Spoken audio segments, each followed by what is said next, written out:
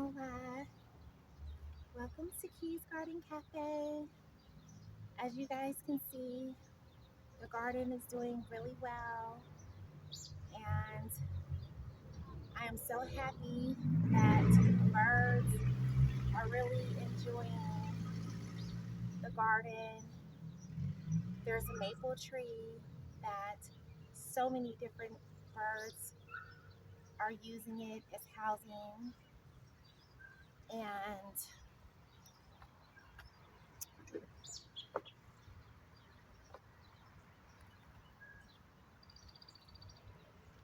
and oh, sitting on one of my plants. Don't want to do that. And yesterday there was a pigeon and the pigeon's family, and they were collecting twigs, and they have gotten very comfortable with us, and they were flying behind us. We were sitting in a chair over yonder on the swing, and they were flying right behind us and in front of us and picking at twigs to make a bird's nest for the tree, the maple tree.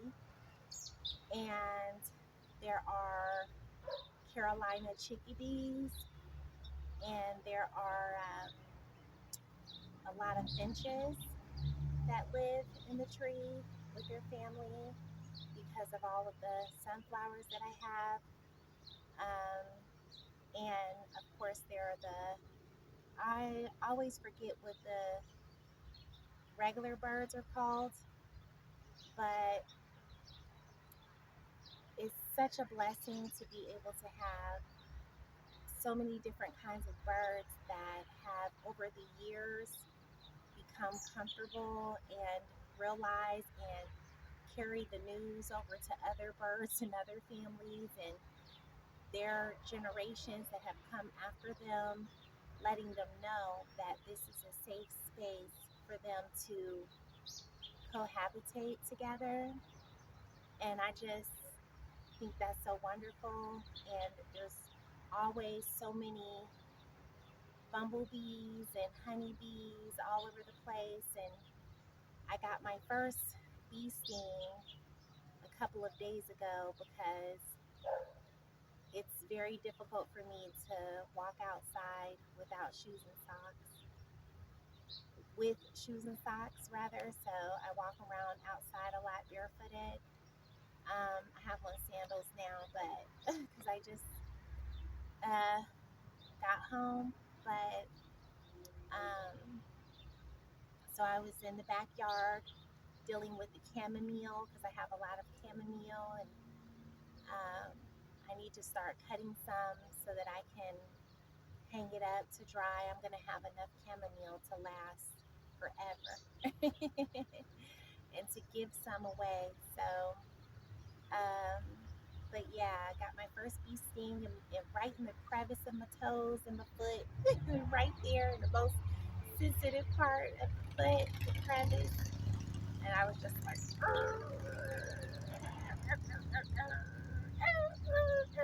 I was like barking. I sounded probably like a wounded dog.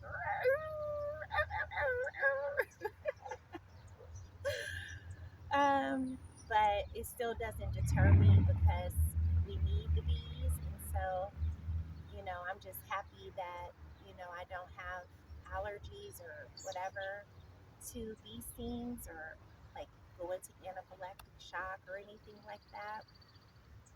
But there's another big tree that we planted 2 years ago, and no, I'm trying to think. I think we planted it last year.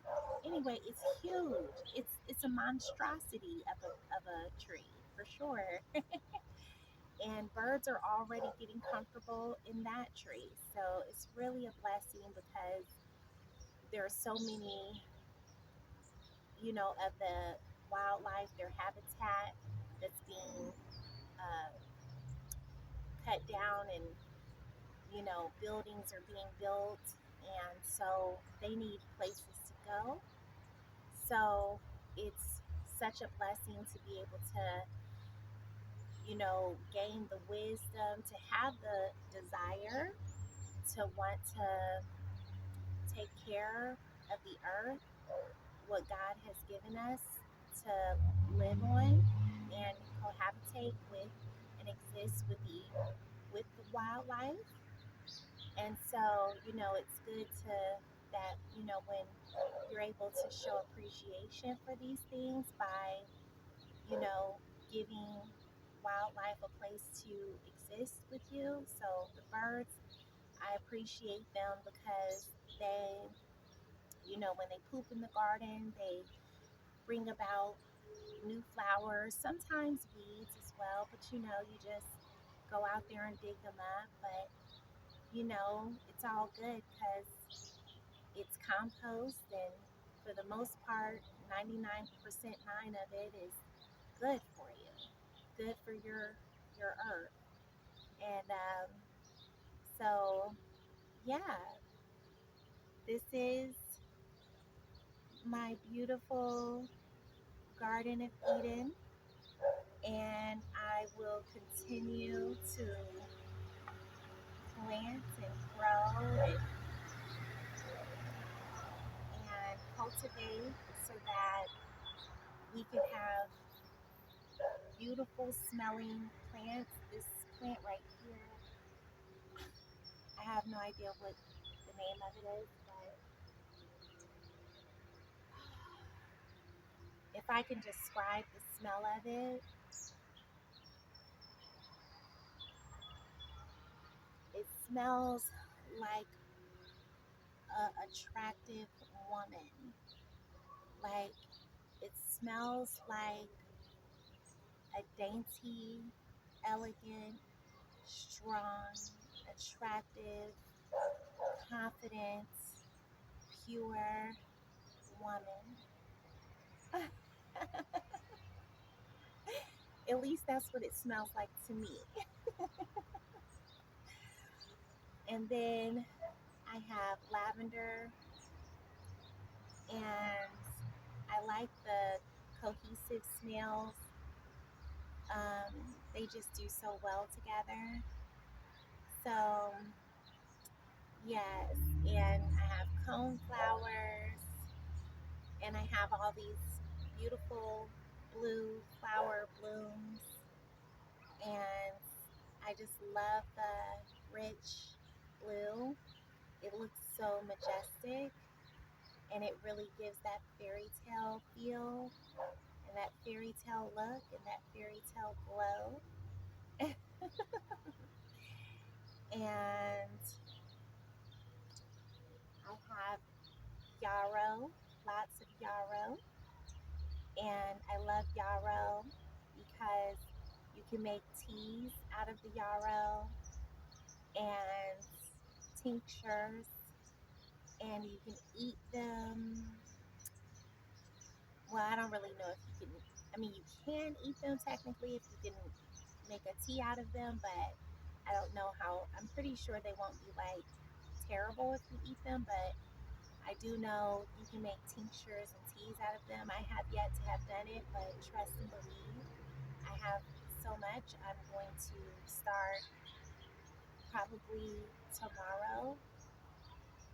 I'm going to cut some and dry them out to make tea because I love tea.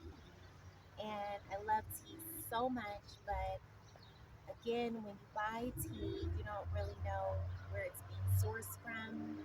And when you're sensitive to everything, you got to be careful, especially when you're taking it for maybe medicinal purposes, for a lack of a better term, or like herbalistic, you know, type purposes. It's a bumblebee right behind me, right here. Now, of all the flowers out here for him to pollinate off of, he wants to fly on the one literally directly behind me. I think he's trying to tell me something. He wants to be near mama.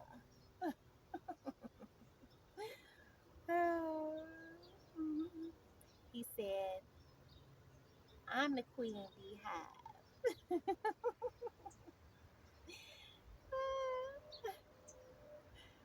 Yeah, so this is, I am so happy with the results of everything, and everything is still blooming. Like, it's not even done. Like, there's so many plants that the colors are still coming in. The rich pink colors are still coming in on some of the plants. And oh, I have yellow yarrow and red yarrow, and I got a type of yellow yarrow that looks very vintage. It's not the bright yellow. It's more of like a, yeah, vintage look, and I love that. So I specifically picked that. And oh, the coneflowers are medicinal too, for lack of a better word. Um, you can also eat the coneflowers and make tea out of it. So I definitely, okay, now he's like, I love you, I love you. He's trying to kiss me. He's like, thank you so much for giving me so much to pollinate. See, if you pollinate, like if you like do, look how the insects and the wildlife will thank you. He's like all trying to kiss me, like, girl, you so, I like you so much. And I'm like, I love you too, BB.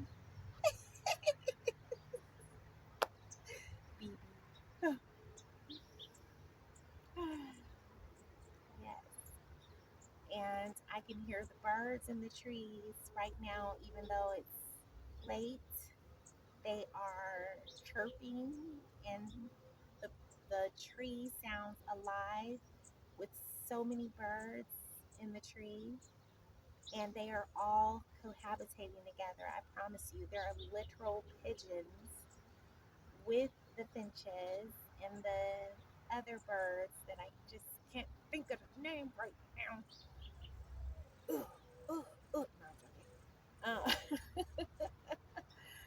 Um, but there's like, if I had to guess, there's like maybe five different types of birds, species of birds living in this, that maple tree right there.